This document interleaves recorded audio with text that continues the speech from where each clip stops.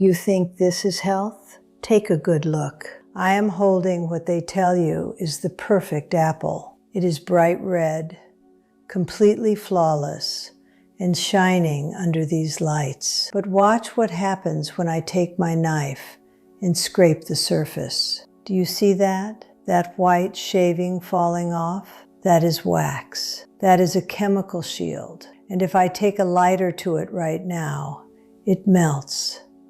It melts exactly like plastic.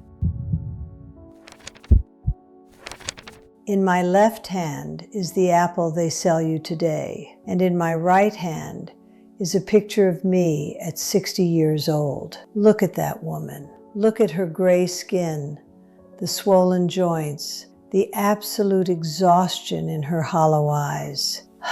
I look older in that photograph than I do sitting right here in front of you today. My name is Martha. I am 101 years old. I was a biology teacher for 40 years, and I believed every single lie the industry fed me. In 1984, my doctor told me I had an autoimmune collapse. He said my body was shutting down. He gave me maybe 6 months to live if I did not start a massive regimen of synthetic pills. I was dying, but the joke was on him, and the tragedy was on me. I was not dying of old age. I was being slowly, methodically poisoned by my breakfast, my lunch, and my dinner. I threw his prescription in the trash. I went to my kitchen, and I made the most terrifying decision of my life. I stopped eating the plastic. I stopped eating the gloss. Today, I am going to tell you exactly what I threw away. I am going to give you the exact list of the quiet killers sitting in your refrigerator right now, pretending to be medicine. Let me take you back to that hospital room in 1984. I want you to understand exactly where I was, because some of you might be sitting in that exact same room right now, feeling like you have completely wasted your life.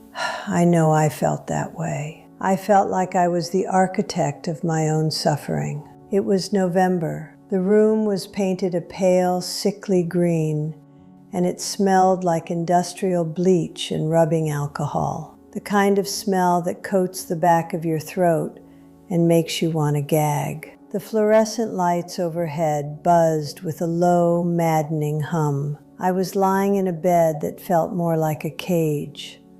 My joints were so inflamed that simply pulling the thin cotton sheet over my chest brought tears to my eyes. Dr. Harris stood at the foot of my bed. He was a distinguished man, wore half-moon glasses, had a stethoscope draped around his neck like a medal of honor. He was the absolute authority. And when he spoke, he did not speak to me. He spoke at me. He looked at my chart, flipped the pages, and said, "Martha, your immune system is attacking your own tissues. Your markers are off the charts. We are looking at a systemic failure." I asked him, "Why is this happening? What did I do wrong?" And he gave me the answer that destroys millions of lives every single day. He said, "You did nothing wrong. It is just bad luck. It is your genetics. It is just what happens when you reach 60. I accepted that lie for about 3 days. I lay there waiting to die. But then the hospital food arrived. They brought me a plastic tray. On it was a scoop of gray boiled meat, a serving of instant mashed potatoes made from dehydrated flakes, a cup of bright yellow gelatin, and a carton of skim milk. I looked at that tray, and a profound realization hit me, a biological intuition. Here I was dying of a degenerative disease, and the institution tasked with saving my life was feeding me the exact same highly processed, chemically altered, nutrient-void garbage that put me in this bed in the first place. The gelatin was dyed with petroleum-based food coloring. The milk had all the fat-soluble vitamins stripped out of it. The potatoes were laced with preservatives to keep them shelf-stable for years. They were trying to rebuild a collapsing house using cardboard and glue. That tray was my wake-up call.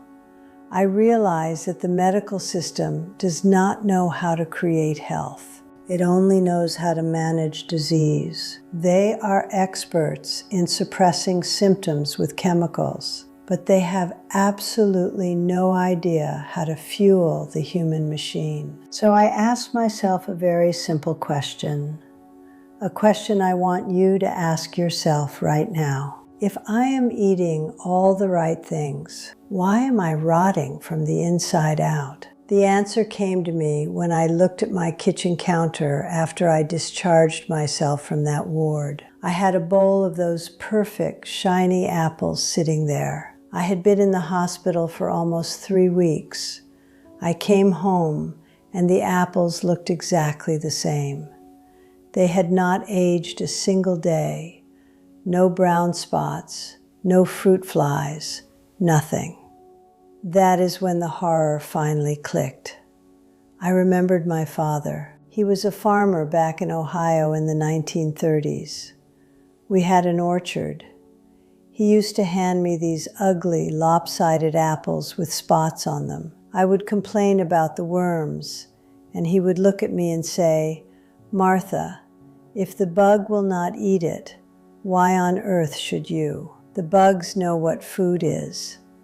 Bacteria knows what food is." If an organism that evolved over millions of years to eat fruit refuses to touch your apple, that is not an apple anymore. It is a zombie. It is dead matter kept in a state of suspended animation by chemicals. And when you put dead, chemical-soaked matter into your living body, your body has to go to war to process it. That takes energy.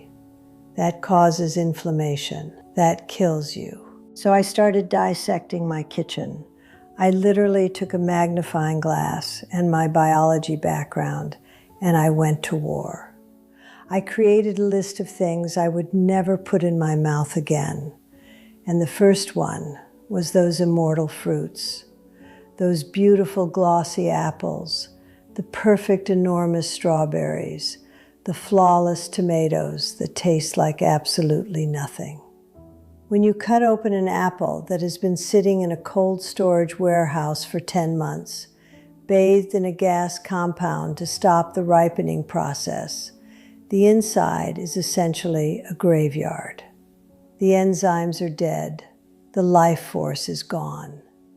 You are eating a photograph of an apple, not the apple itself. I threw them out. I only eat things that rot. If my food does not go bad in 3 to 4 days on the counter, it does not cross my lips. Real food is mortal. Real food dies. If you want to live, you have to eat things that are alive and kicking, not things that have been embalmed for a supermarket display. But that was just the beginning. The second thing that went into the garbage bin was everything labeled low fat. Oh, the low fat lie, the greatest crime ever committed against the human metabolism. Back in the 80s, they terrified us into believing that dietary fat was the enemy. We stripped all the natural fat out of our dairy, out of our milk, our yogurts, our cheeses. But when you take the fat out of food, it tastes like wet cardboard. It is inedible. So what did the industry do? They dumped in refined sugars, high fructose corn syrup, and synthetic thickeners to make it feel like real food in your mouth. They replaced a natural, essential nutrient with an industrial poison. Fat is life. Your brain is made of fat. Your hormones require fat to be manufactured. When I stopped eating natural fats, my brain fogged over and my skin turned gray. Sugar is death. It feeds the bad bacteria. It causes your insulin to spike. It shreds your blood vessels. I see mothers today giving their toddlers these little squeeze tubes of low-fat, brightly colored yogurt. They think they are showing love. They are feeding them candy dressed up as medicine. It is a crime. I threw all of it out. I went back to whole, unpasteurized dairy. I went back to the fat. Then came the third item, the invisible grease that is lubricating the modern epidemic of sickness. Seed oils, the vegetable oils, canola oil, soybean oil, sunflower oil, the things they told us were heart healthy. Do you know how they make those oils? They take seeds, they crush them under immense heat and pressure. They wash them with a petroleum solvent called hexane. They bleach them so they do not look like black sludge, and they deodorize them so they do not smell like rancid death. It is machine lubricant. It was literally used to run engines before they figured out they could bottle it and sell it to housewives. I remember taking a tub of that bright yellow margarine, the one my cardiologist told me to eat instead of butter, and I left it outside on the porch in the middle of summer. I left it there for 3 days. Not a single fly landed on it. Not an ant went near it. Even the lowest scavengers in nature recognized that it was not food. Yet my cardiologist ate it every single day. He told me butter would stop my heart. Well, I went back to eating butter. I went back to eating beef tallow and lard, just like my grandparents did. I went back to the fats that our biology actually recognizes. And my doctor, my poor, educated, brainwashed doctor, I saw him 5 years after he gave me my death sentence. He could not believe I walked into his office. He looked at my blood work and told me it was a miracle. 10 years after that, I put on a black dress and I attended his funeral. He died of bowel cancer at the age of 62. He followed his own advice to the grave. I followed nature, and I am still breathing. The fourth thing on my list was the bread. Oh, the bread. People ask me if I am gluten-free. I tell them no, I am poison-free. The wheat we eat today is not the wheat my father grew in 1935. It is a dwarf mutant plant sprayed with glyphosate right before harvest to dry it out quickly. We are eating weed killer. We are eating bread that has dough conditioners, preservatives, and emulsifiers to make it perfectly squishy and capable of sitting on a shelf for 3 weeks without molding. Have you ever thought about that? Bread in 1950 would turn green and rock hard in 2 days. The bread you buy today survives for a month. That is not a technological miracle. That is a biological nightmare. When you eat it, you are putting those same preservatives into your gut, and they preserve you by killing the living bacteria inside your stomach. I stopped eating the supermarket sponge. I started baking my own sourdough, using ancient grains, letting it ferment on the counter for 24 hours. The bacteria in the sourdough eats the sugars. It breaks down the tough proteins.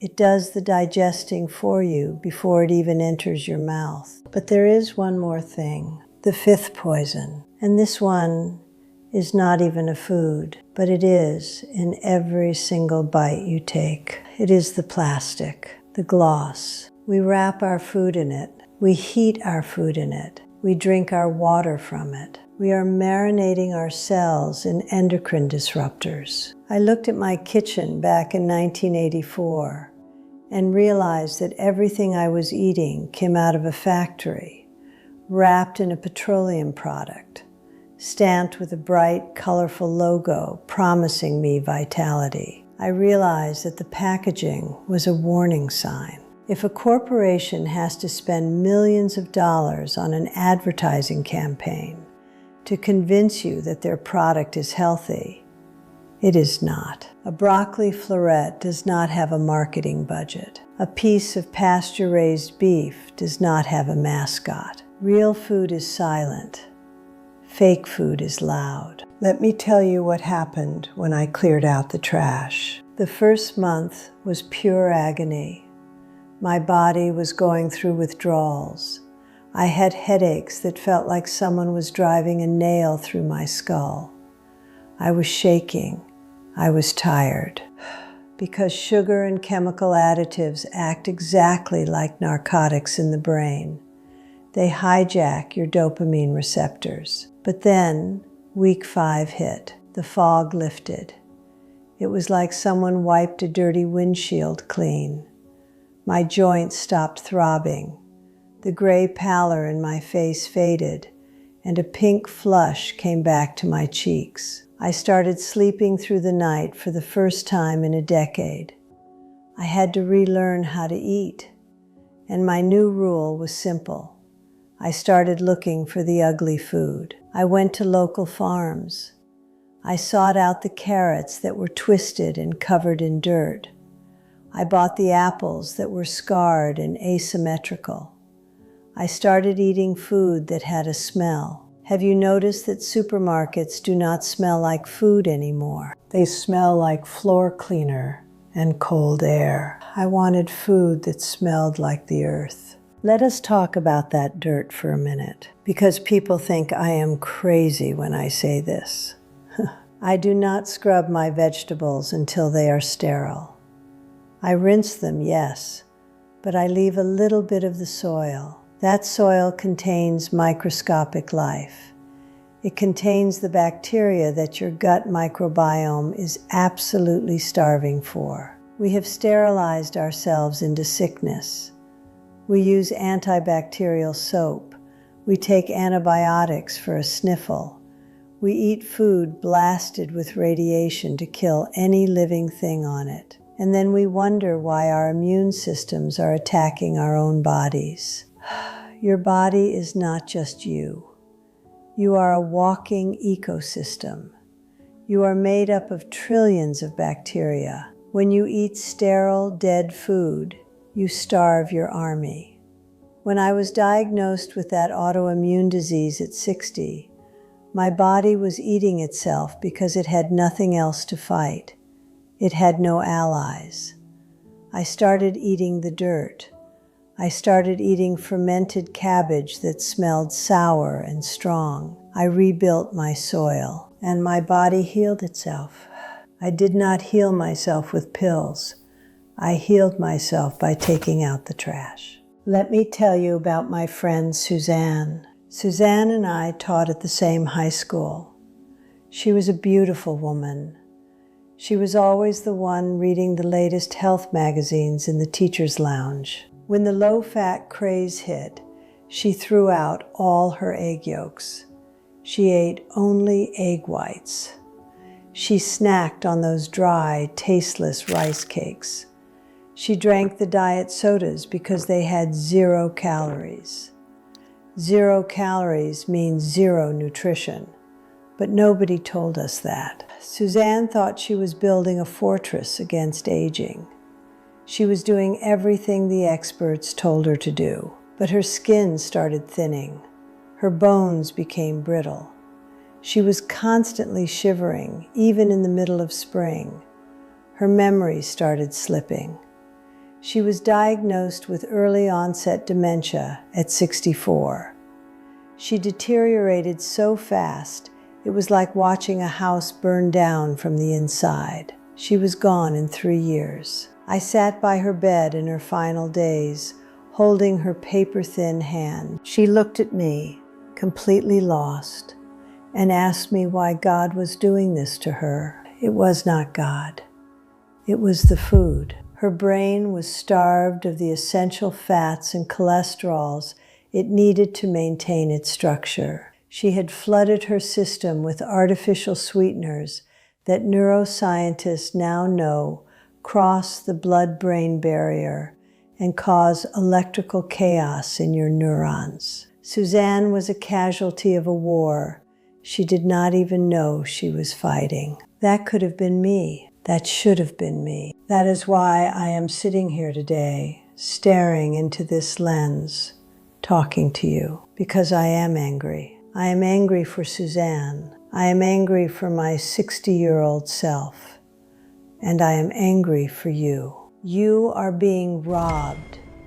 You are being robbed of your vitality, your clarity, and your future. Think about the supermarket. I want you to visualize your local grocery store. You walk in, and what do you see? Aisles and aisles of brightly colored boxes. It is a carnival of deception.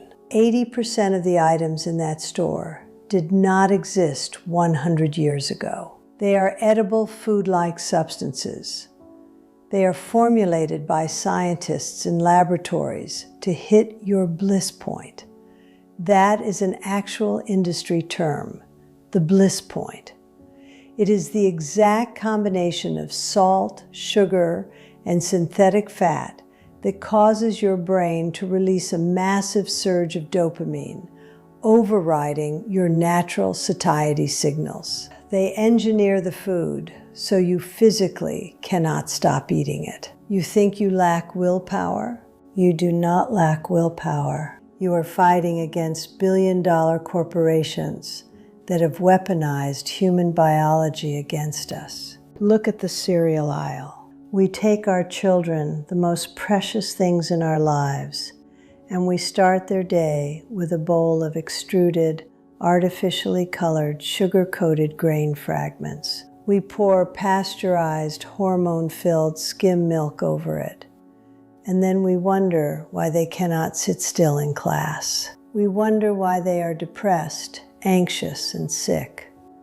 We are feeding them jet fuel and expecting them to fly like a kite. It breaks my heart. If a bug will not eat it, why are you feeding it to your child? When I finally understood this, my entire worldview shattered. Everything I thought I knew about progress was a lie.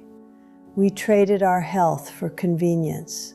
We traded the farm for the factory, and the cost was our humanity. But the beauty of the human body, the absolute miracle of your biology, is its capacity for forgiveness. Your body wants to live. Your body is desperately trying to heal itself every single second of every single day. If you cut your finger, you do not have to tell your body how to close the wound. It knows. It has millions of years of evolutionary intelligence encoded in every single cell. The only reason it is not healing your chronic disease, your fatigue, your brain fog, is because you keep throwing glass into the wound. The fake food is the glass. You must stop the assault. You must clear the battlefield so your body can rebuild.